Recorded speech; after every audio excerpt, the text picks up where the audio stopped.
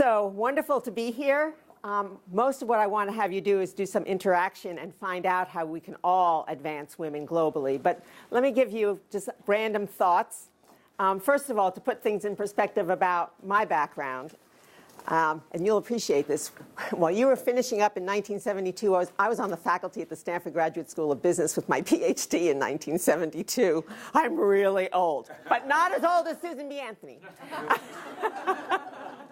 And when I taught there, out of 600 students, there were 5 women. Wow. And it was really interesting because there were 2 women who were the admins across the hall from me, but they weren't my admins because nobody wanted to be an admin for a woman. So they had to find somebody else who was willing to take me on because, you know, they wanted to work with the male professors, which I thought was rather interesting. So I sometimes describe myself as an accidental pioneer. When I was getting my Ph.D. at Yale, I was the first woman in my department. And this was really interesting because I was in the last all-female graduating class at Vassar. So I went from being in the majority to being the only woman, which was quite a shock. And I figured out that's why one of the people, when I had gotten into Yale, I was also accepted into Berkeley. And it was much easier to drive to Yale than to go to Berkeley. And so I went up to Yale to talk to some of the faculty members, and this one professor named Ed Lawler, who had gotten his Ph.D. at Berkeley, told me why I had to go to Yale, but he didn't tell me that one of the reasons was he wanted to have a woman in one of the classes. Not that he was anything untoward, I want to be clear about that. So things have really changed, and back in the 70s, Myra Strober, the other woman, and she's the one who started what was originally the Center for Research on Women. It is now the Clayman Institute. Myra Strober and I were the 2 women who came from the same public junior high school and high school in Brooklyn. Isn't that amazing? And we ran a conference in the 70s for male executives, which in the 70s was pretty unusual. But our feeling was it's not about men are bad, women are good. It's about we've all been socialized, and we need to deal with it. And by the way, when I talk about we've all been socialized, and I'm running through a lot of things quickly because I want to get to your interaction, but starting in the 60s until now, there's been a lot of research done where they'll do comparisons. They'll give 2 papers that were written, and the same exact paper, one's written by John, one's written by Jane. Or they'll now do things with entrepreneurs. We have 2 entrepreneurial teams that are going to be funded by VCs. Everything is identical, but one has all male, one has all female founders. These are all hypothetical. It doesn't matter who's doing the judging, male or female. The men are always rated higher. Same work rated higher if attributed to men. Same VC, same entrepreneurial venture, more likely to get money if it's attributed to men, although everything is the same, and women do that too. I want to be really clear. This isn't about the men are bad and they're doing it to us.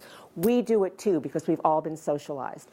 So that's one thing I want to kind of get out there, and I think we need to realize we've all been through this experience. Women do tend to hold themselves to a higher standard very often, and we sometimes get in our own way. I often say I am my biggest enemy. I'm the one who holds myself back. I like to blame other people, but I can't. It's really hard, you know? So that was one thing I wanted to say. May I just make a comment? You know, you said we've all been socialized. It sounds like we've all been unsocialized. You know, it's actually, if you want to, there's a whole thing. They say, you know, kids have totally open minds, and then we all get socialized, which is basically giving us less and less capability of what we can do. Right. So thank you. Absolutely, with others. The definition of socialization. Yeah, it is. It's really limiting. So yes, absolutely, I agree. Good point. Thinking about some of the things that we've heard this morning, first of all, I was delighted. Where's Steve? He's outside networking. He's outside. He's almost leaving. When Steve was talking, I thought it was fascinating he was talking about working with girls in India, because time and time again we are finding that women are the potential, particularly in underdeveloped nations. With microloans, it became quickly known that if you really want to leverage a microloan, give it to a woman. First of all, you're more likely to get it paid back. But more importantly, when a woman is successful, she doesn't go buy herself something. She goes and she invests in another woman and says, here's a loan. Go get your own cow or buy your own piece of land or do whatever. Women tend to spread it around so everybody in the community rises. And nowadays, most microloans are going exclusively to women because they've had such a positive impact. So that's number one. Number two, I was doing seminars for Fulbright scholars from predominantly Muslim countries who are here getting masters and Ph.D.s. And when I was doing these, most of the people there were male. There would be about 70%, 75% male, and the rest would be women, since that's all that's left after the males. And You're out of touch. that's true. You're right. You're right. And now Google now has what, 50 designations that you can ascribe yourself to, but in that day, there was only the 2. I stand corrected, and I literally stand. So, and I would do this whole thing about being social entrepreneurs and innovation and changing the world, and it never failed. The last day, it was a 4-day event, the last day, the men would be saying, well, this is all great, but this is not going to work. And the women would get up and say, you know, we're Fulbright scholars. They sent us here because we're going to make a difference. We're going to go out and do it. And I am convinced that if we could have women have more economic power, to have more political power, that we'd have a lot of change in the world. By the way, there's a book out called The Athena Doctrine by John Gazerma, and he did research with 64,000 people in 13 countries. And one of the interesting findings was men and women were dissatisfied with how men are running the world. 55% on average said, we don't like the way the things are going. And around 65% said, we wish men had more characteristics that women have.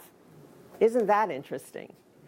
So I thought that was kind of an interesting finding. And when you look at current trends in leadership, we're finding that, in general, many of the characteristics for contemporary leadership are really what we might consider to be more collaborative, more feminine, quote unquote, characteristics, like, you know, being able to work well with others and kind of managing conflict and being mindful of others and being willing to share the spotlight, et cetera, et cetera. Many of these things, being vulnerable is actually viewed as a good leadership characteristic, but it's really hard for men to be vulnerable because it's held against them. So it's kind of this interesting double bind that goes on. In terms of the time, I thought that was really interesting because one of the barriers in the Western world, particularly in the United States, one of the reasons women have a tough time getting into leadership is because there's an expectation of having a 90-hour work week, right? I mean, how many people here know people who work all the time? You know, we have 80 hours. Right? Everybody. Right? Is there anybody who doesn't know anybody who works all the time? So, and it's interesting. It's sort of the tyranny of the expectation. Because there's an expectation that you're going to live, breathe, you know, your world is your work. A woman who actually says, I want to go home at 5 o'clock to feed my children, and then I'll work at home afterwards, which is what usually happens, is viewed as being less committed to their work than a man, except the man who is a solo father who's doing the same thing, and he's also held accountable as being less than. So the whole notion that spending more time is what makes us better employees, I think we have a real issue with taking our time back and that we need to do it. And of course, most of us, when we take vacation, I mean, how many people take a vacation and have no electronic devices with them, right? Exception, right? So even when you're on vacation, we say, isn't it great? We have flexibility. Yes, you can take your work everywhere, all the time. So that's my spiel on women, and I really do think that we need to help women. I also am involved with a program from the State Department, which some of you may know about. The State Department has been funding this program. It'll now be in its 4th year, where they're bringing women in technology from, originally it was predominantly Muslim countries in the Middle East and North Africa. Now it's also South Africa. Last year there were 72 women from 16 countries who spent a month here in Silicon Valley. Getting networked amongst themselves because they don't know each other, getting networked with women here. Each one has a professional mentor at her company where she's doing some form of project, and she also has a cultural mentor. And so there's a network with the women here as well as there. This is a Hillary Clinton initiative, and fortunately it's been continued. So that's another thing, and I see those women and I go, wow, these are amazing women. They're also looking to change the world. I have a question. So you were just talking about how more people want women to have, or female characteristics within a society than male. But is that a socialized property, or is it age dependent? So if you ask children that are have not been socialized sufficiently? I don't know. The study was done with only adults, but it was done in 13 countries. So we know it's pretty generalizable, but I couldn't say that it's not socialized.